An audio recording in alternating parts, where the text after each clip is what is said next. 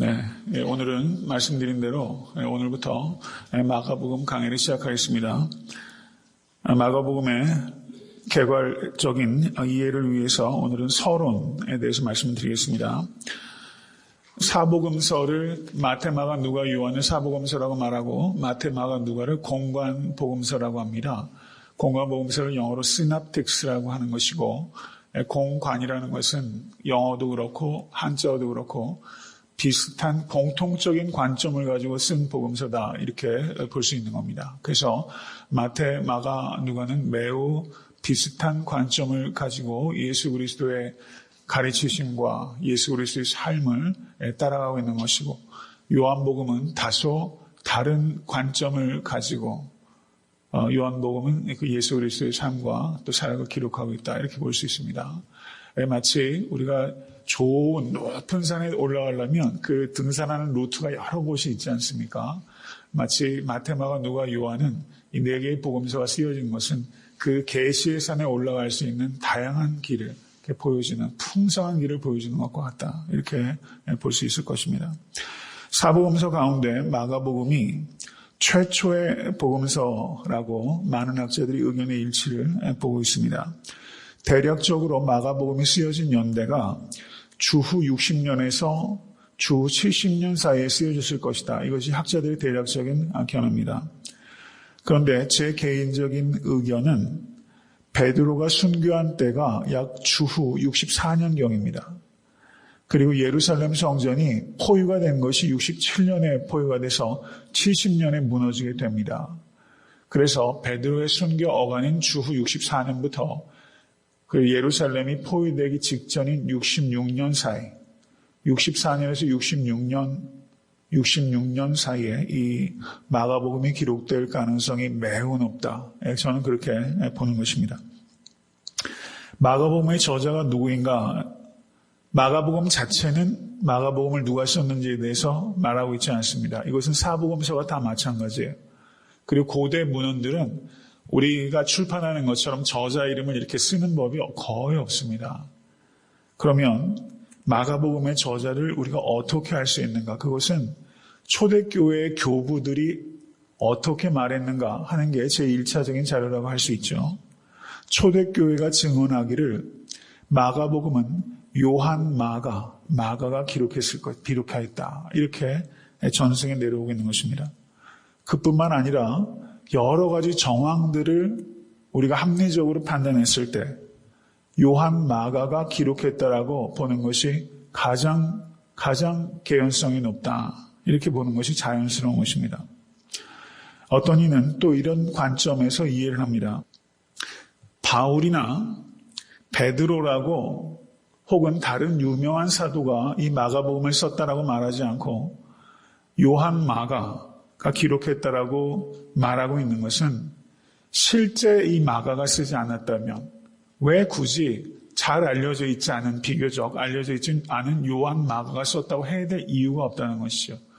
베드로가 썼다고 한다든가 바울이 썼다고 한다든가 다른 사도가 썼다라고 마가가 쓰지 않았다면 좀 더 유명한 사도들이 썼다라고 말할 텐데, 그에 비해서는 명성이 한참 떨어진다고 말할 수 있는 요한 마가가 썼다라고 기독교 전승에 말하고 있는 것은 실제 마가복음을 마가가 썼기 때문이다, 이렇게 말할 수 있다는 것이죠. 저는 이와 같은 주장이 매우 일리가 있다, 그렇게 판단합니다. 마가는 바울과 바나바 그리고 베드로와 각각 다른 시기에 동역했던 사역자입니다. 마가복음 14장을 보시면 예수님께서 최후의 만찬을 하셨던 다락방에 대한 기록이 있어요. 우리가 누구의 다락방이라고 불러요? 마가의 다락방이라고 말하죠. 그 집이 마가의 모친, 그리고 마가가 살았던 집이다, 이렇게 보는 것입니다. 마가복음 14장 51절을 보시면 거기에 재미난 기록이 있어요. 한 청년이 벗은 몸에 배 혼이불을 두르고 예수를 따라오다가 무리에게 잡히매 배 혼이불을 버리고 벗은 몸으로 도망하니라. 최초의 스트리핑이라고 그러나요? 옷을 벗고 달린 청년이 여기 있어요. 이 사실을 굳이 여기에 넣은 이유가 뭐라고 생각하세요? 마가복음에만 기록되는 얘기입니다. 청년이 혼유물을 벗어 던지고 벗은 몸으로 도망했대요. 왜 이것을 썼겠어요? 여기에서 이 혼예물을 벗어던지고 도망한 청년이 바로 마가의 다락방의 마가라고 보는 거예요. 예수님께서 최후의 만찬을 할 때 가룟 유다가 거기서 빠져나가서 예수를 잡으러 그 군병들을 데리고 오지 않습니까? 그럼 군병들을 데리고서 어디로 가겠어요? 예수님 계셨던 곳으로, 그러니까 마가의 집을 덮쳤겠죠. 그때 마가가 자고 있다가 저 예수를 잡으러 가는 줄 알고 옷을 수습하지도 못하고 혼유물에 몸을 싸고서 막 예수 계신 곳으로 간 것이죠. 그러다가 예수님께서 잡히시고 모든 제자들이 예수를 버리고 도망하자 마가가 어쩔 수 없잖아요. 자기도 도망해야 되니까 혼유물을 벗어던지고 튀어간 것이죠. 그래서 이 성경 저자, 마가복음의 저자인 마가가 여기에 자기의 흔적을 조금 암시적으로 나타낸 것이다. 이렇게 볼 수 있다는 겁니다. 골로새서 4장 10절을 보시면 이 마가가 여러분 잘 아시는 사도행전의 바나바, 우리 교회도 바나바 목장이 있잖아요. 바나바의 생질이다 이렇게 표현하고 있어요. 바나바의 조카입니다. 마가가. 그리고 마가에 대한 기록이 사도행전과 디모데후서와 베드로전서 등에 조금씩 군데군데 마가에 대한 기록이 나타나고 있어요. 특별히 이 마가가 베드로의 관계가 매우 저자가 누구인지를 결정하는 데 중요하게 작용합니다. 마가가 베드로가 순교할 어간에 그때 로마에 함께 있었던 것입니다. 베드로전서 5장 13절을 보시면 거기에 이렇게 말합니다. 함께 택하심을 받은 바벨론에 있는 교회가 너희에게 문안하고 내 아들 마가도 그리하느니라. 베드로가 마가를 누구라고 불렀어요? 내 아들이라고 불렀어요. 그만큼 밀접한 관계에 있었다는 겁니다. 베드로가 죽음 직전에 예수 그리스도에 대한 기록을 남기기를 갈망하고 있었어요. 그 마음이 베드로 후서 1장 14절에서 15절에 기록되어 있습니다. 이는 우리 주 예수 그리스도께서 내가 지시하신 것 같이 나도 이 장막을 벗어날 것이 임박한 줄을 압니다. 내가 힘써 너희로 하여금 나의 떠난 후에라도 필요할 때는 이런 것을 생각나게 하려 하노라. 이게 베드로의 고백이에요.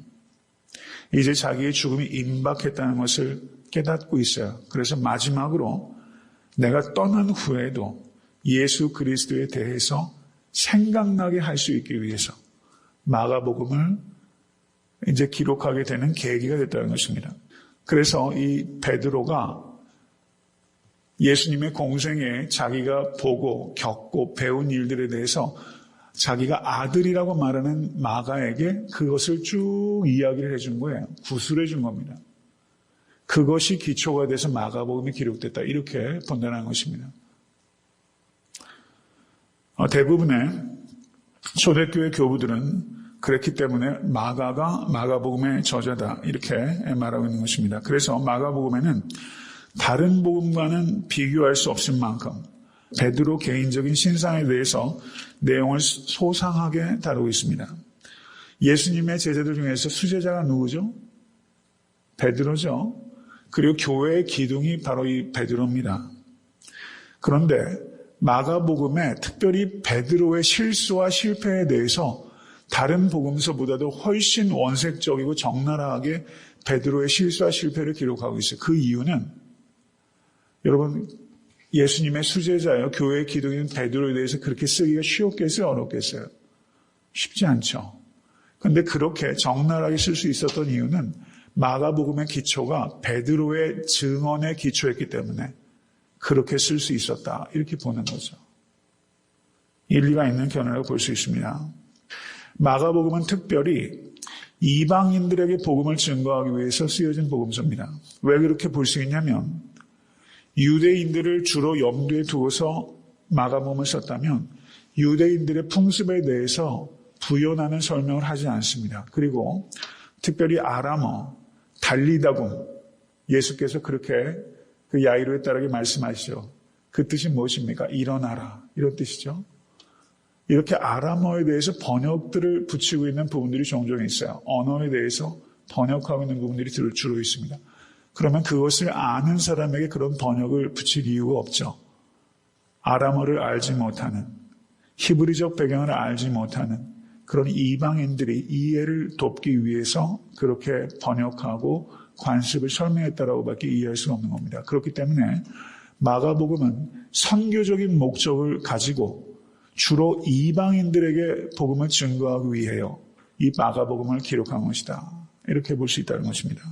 그렇기 때문에 마가복음은 구약 성경에 대한 인용이 그렇게 많지 않아요. 왜냐하면 이방인들은 구약 성경을 잘 모르기 때문에. 그러나 마태복음을 보시면 구약 성경에 대한 인용이 매우 빈번합니다.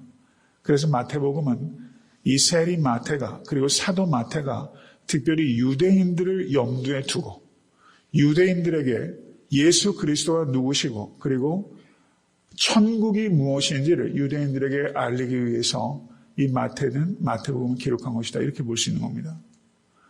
그 예수께서 가리키신 말씀의 주제는 하나님의 나라입니다. Kingdom of God예요.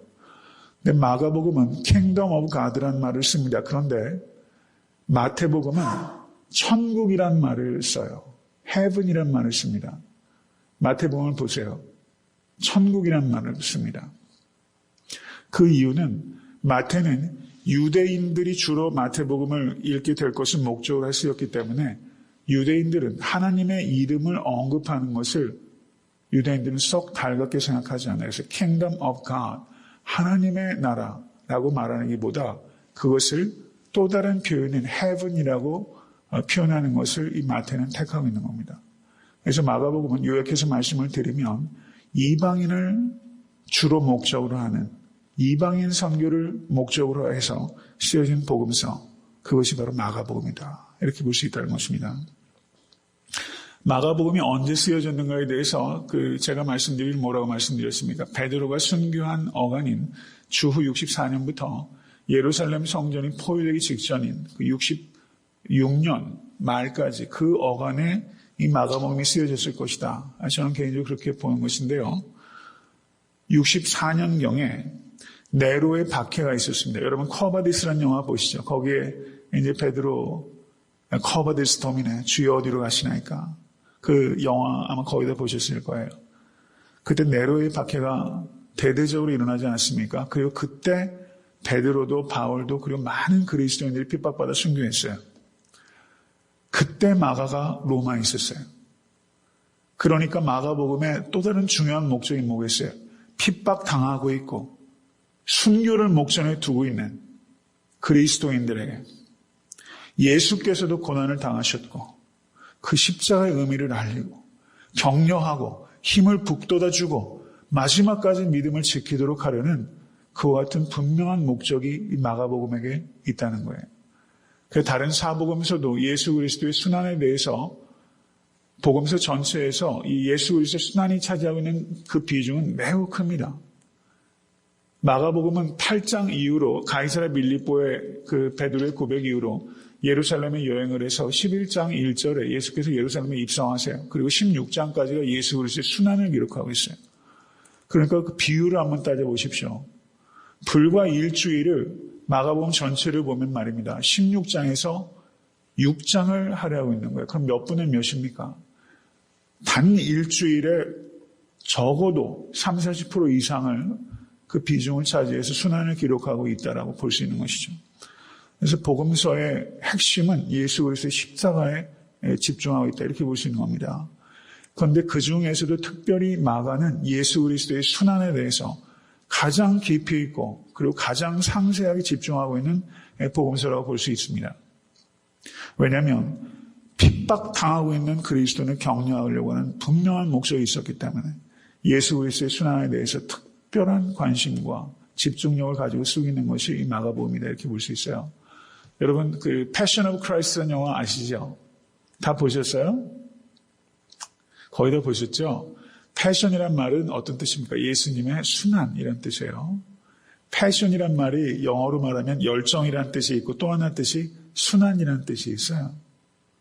예수 그리스도의 열정은 예수 그리스도의 순환을 향한 열정이다 이렇게 볼 수도 있겠죠. 물론 신앙인들이나 그렇게 해석을 하겠지만 말입니다. 근데 패션 오브 크라이스트를 쓸 때, 영화 감독이, 누구죠? 갑자기 이름이 기억이 안 나네요. 영화 감독이 컨설팅한 학자, 데럴 복이라는 학자입니다. 데러복이라는 학자인데 그분은 그리고 그때 그 패션 오브 크라이스트에 나오는 영어에서 쓰는 언어들은 다 아람어예요. 그 언어가 영어가 아니잖아요. 못 알아듣잖아요. 그리고 옆에 그 매뉴스크립이 영어로 나오지 않습니까? 아람어를 다 써가지고 그거를 영어를 만들지 않았어요. 그 아람어를 쓴 학자가 제가 공부할 때 저희 학교에도 왔었어요. 그래서 학생들을 디스커션도 하고 뭐 이렇게 했었는데요. 패션 오브 크라이스트가 그 예수 그리스도의 순환을 기록한 영화입니다. 마태, 마가, 누가, 요한 중에서 어떤 책을 가장 많이 참조해서 썼겠어요? 마가복음이라는 거예요. 왜 그렇습니까? 마가복음이 예수 그리스도의 순환에 가장 깊이 있고 폭넓게 다루고 있기 때문에 사복음서 중에서 가장 마가복음을 집중적으로 참조해서 마가복음이 쓰고 있는 시선에 따라서 예수 그리스도의 순환을 기록했다. 그 영화 그렇게 구성이 된 것입니다. 매우 적절한 선택이다 이렇게 볼 수 있는 것이죠. 마가복음이 또 하나의 목적은 말입니다. 초대 기독교 공동체에서 예수 그리스도에 대한 날조와 공격이 범람했어요. 가령 마태복음에서 예수께서 부활하셨을 때 어떻습니까? 제자들이 그 시신을 훔쳐갔다라는 식의 얘기. 그리고 예수께서 정치범이다라는 식의 얘기. 로마에 저항한 정치범에 불과하다라든가 여러 가지 날조와 공격들이 범람하였기 때문에 마가는 기독교 신앙이 무엇인지에 대해서 그것을 분명하게 변증해야 될 필요가 있었어요. 그래서 이방 세계로 이 복음이 증거되면서 예수 그리스도가 누구시고 우리가 믿는 도가 무엇인지에 대해서 변증의 필요성이 있었습니다. 그런 목적으로 마가복음이 역시 기록되었다라고 볼 수 있습니다. 마가는 십자가에 대해서 말을 합니다. 물론 사복음서가 다 십자가에 집중하고 있죠. 성경 전체는 십자가의 신학이라고 말할 수 있습니다. 그런데 이 십자가가 예수 그리스도께서 정치적으로 희생된 것이 아니라 십자가는 예수 그리스도의 계획이셨습니다. 하나님의 계획이셨습니다. 믿으십니까? 창세기 3장 15절에서부터 시작된 십자가는 하나님의 계획이셨어요. 3장 15절을 원복음이라고 합니다. 창세기 3장 15절. 여인의 후손이 뱀의 후손의 머리를 깨뜨릴 것이다. 바로 그 후손이 예수 그리스도로 오신 것이며 뱀의 후손의 머리가 언제 깨졌습니까? 예수 그리스도의 십자가에서 깨뜨려진 겁니다. 믿으십니까? 십자가 사건은 그렇기 때문에 예수님의 패배가 아니라 예수님의 승리입니다.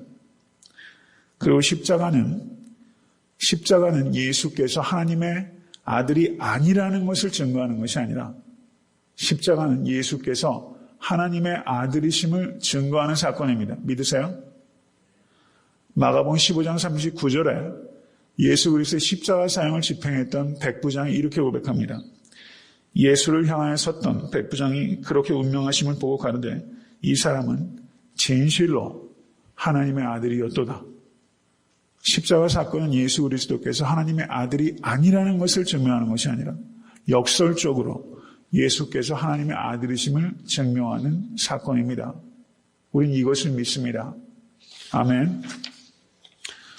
성경 해석을 할 때 중요한 것이 두 가지가 있어요. 하나는 칸텍스트요, 하나는 칸텐트입니다.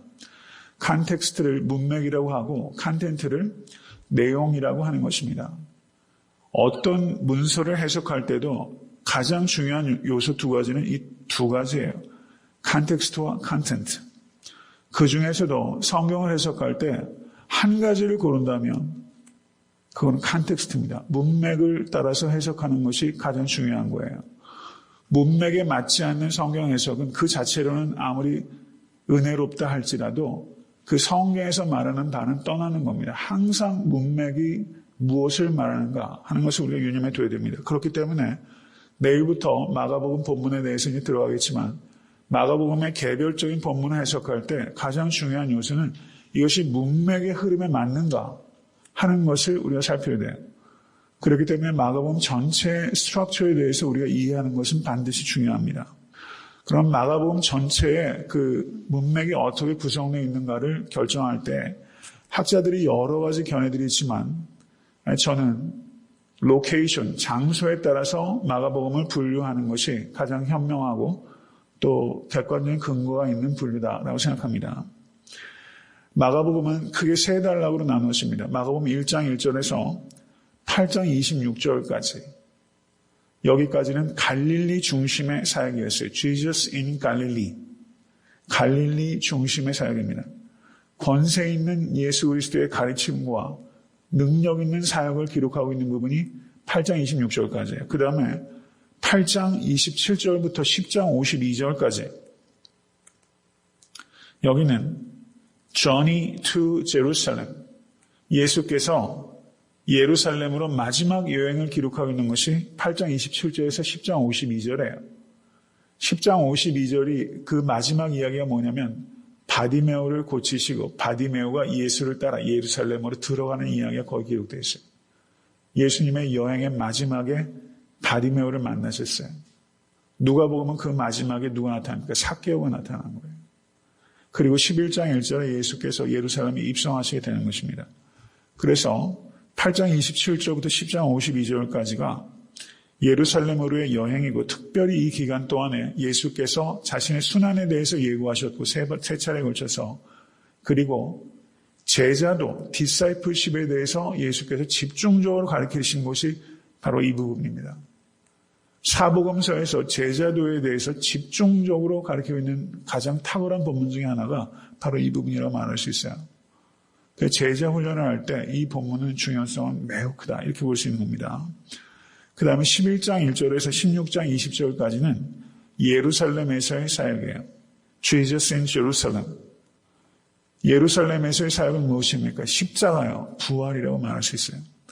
그래서 갈릴리 중심의 사역과 예루살렘으로의 여행과 그리고 예루살렘의 사역 이렇게 마가복음은 그 로케이션에 따라서 크게 세 단락으로 나눠볼 수 있고 그것을 염두에 두어서 읽을 때 가장 유익을 끼칠 것이다 이렇게 볼 수 있다는 겁니다. 개별 본문을 제가 해석해 나가면서 훨씬 상세한 말씀을 제가 덧붙이겠습니다. 마가복음에서 1장 1절부터 15절까지가 마가복음의 서론에 해당됩니다. 인트로덕션에 해당해요. 서론은 본론에서 무엇을 깊이 있게 이야기하고자 하는지를 밝히는 지도와 같아요. 거기에는 매우 중요한 신학적인 주제들이 함축적으로 기록되어 있다 이렇게 볼 수 있습니다. 그래서 마치 그 광산의 광물처럼 이 서론에는 다루게 될 그런 보석 같은 광물들이 박혀 있어요. 그것이 무엇인지를 서론을 통해서 찾아내고 그것을 중심으로 본론을 뚫고 가서 마가복음을 끝까지 읽어야지만 우리가 다른 곁길로 가지 않고 집중력 있게 마가복음을 읽을 수 있다. 이렇게 볼 수 있는 겁니다. 마가복음에는 기적들이 18개가 기록되고 있어요. 18개. 18개의 기적들 가운데 질병을 고치신 것이 9번 나타나고 귀신을 쫓은 것이 4번 나타나고 그리고 오병이어의 기적과 무리를 거르신 사건과 같이 자연 기적이 5번 나타납니다. 특별히 마가는 예수 그리스도께서 귀신을 쫓으신 사건에 집중하고 있어요. 예수 그리스도께서 마태복음은 몇 장으로 구성되어 있습니까? 28장으로 구성되어 있어요. 마가복음은 16장입니다. 그럼 분량이 마태복음이 월등히 많죠. 그런데 똑같은 사건을 똑같이 귀신을 쫓으신 사건을 기록하고 있는 마태복음과 마가복음을 비롯해 보면 지면이 훨씬 긴데도 불구하고 귀신 쫓으신 사건에 대해서 마가복음이 훨씬 지면을 많이 할애해서 상세하게 기록하고 있다는 것을 볼 수가 있어요. 그래서 마가는 특별히 예수 그리스도께서 귀신을 쫓으신 사역을 이 마가는 매우 집중력 있게 강조해서 보고 있다 이렇게 볼 수 있다는 겁니다. 그 다음에 마가복음에 기록되어 있는 기적들이 18개인데 그 중에서 15개가 8장 26절 전에 기록되고 있어요. 갈릴리 사역에 8장 26절까지 전에 무려 18개 기적 중에 15개가 기록되어 있다는 겁니다. 그리고 예루살렘으로 여행 이후로는 3개밖에 기록되어 있지 않아요. 여기에서 우리가 생각해야 될 것은 바디메오를 고치신 사건, 무화과 나무를 마르게 한 사건 등과 같은 사건들이에요. 여기서 우리가 주목해야 되는 것은 한번 보십시오. 예수님께서 갈릴리에서 기적을 행하실 때 사람들이 예수께 폭주했어요. 엄청난 군중들이 쇄도했어요. 자기의 문제를 해결할 수 있을 때는 사람들이 예수를 쫓습니다. 그런데 예수께서 십자가에 대해서 말씀하기 시작하시고 십자가를 지을 때는 사람들이 예수를 떠나요. 기적의 18가지 중에서 15가지가 8장 26절까지 기록된 이와 같은 구성을 볼 때 우리가 생각해야 하는 것은 나의 이익을 위해서는 사람들은 누구든지 쫓아요.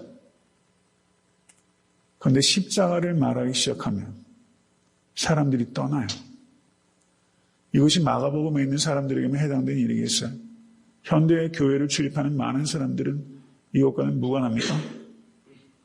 마가복음에 이와 같은 기적 사건을 기록하고 있는 구성을 통해서도 우리는 우리 자신에게 진지하게 물을 수 있는 겁니다. 나는 도대체 왜 예수를 쫓고 있는가? 나는 무리인가? 나는 제자인가?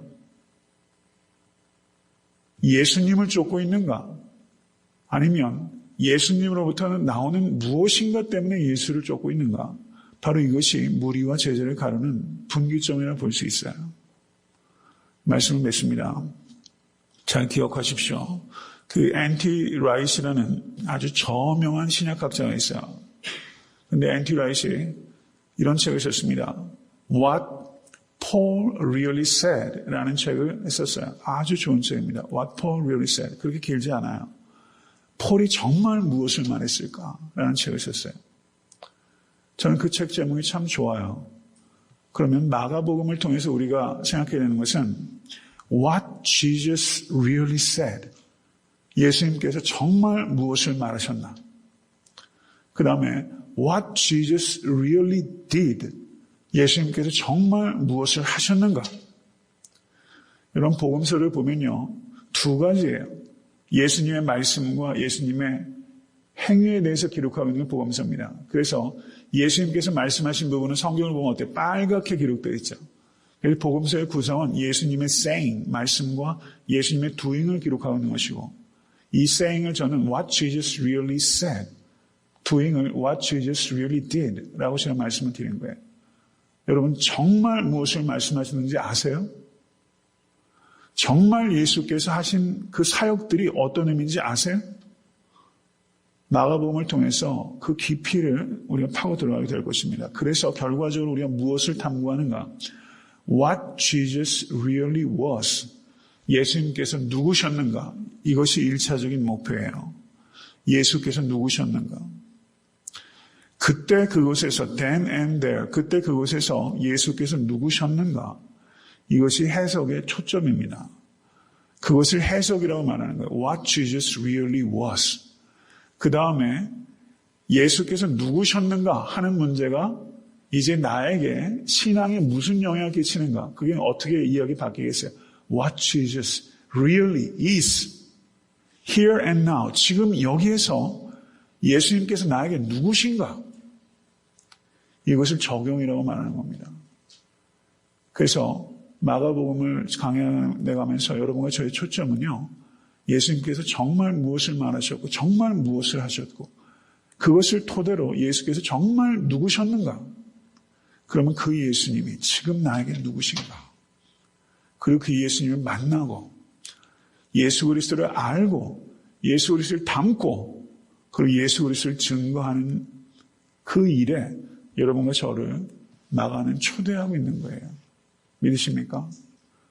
성경은 다 그런 목적으로 쓰여졌죠. 그런데 특별히 마가복음서는 예수님께서 이 땅에 내려오셔서 하셨던 모든 일들을 통하여 그리스도를 알고 그리스도를 닮고 그리스도를 전하는 일로 여러분과 저를 초대하고 있는 겁니다.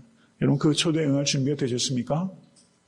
이제 내일부터는 마가복음 본문에 대해서 들어가게 됩니다. 내일은 마가복음 1장 1절부터 8절까지 할 계획입니다. 오늘 하루 그 말씀 미리 좀 묵상하시고 그리고 내일 말씀을 받으실 수 있게 되기를 바랍니다.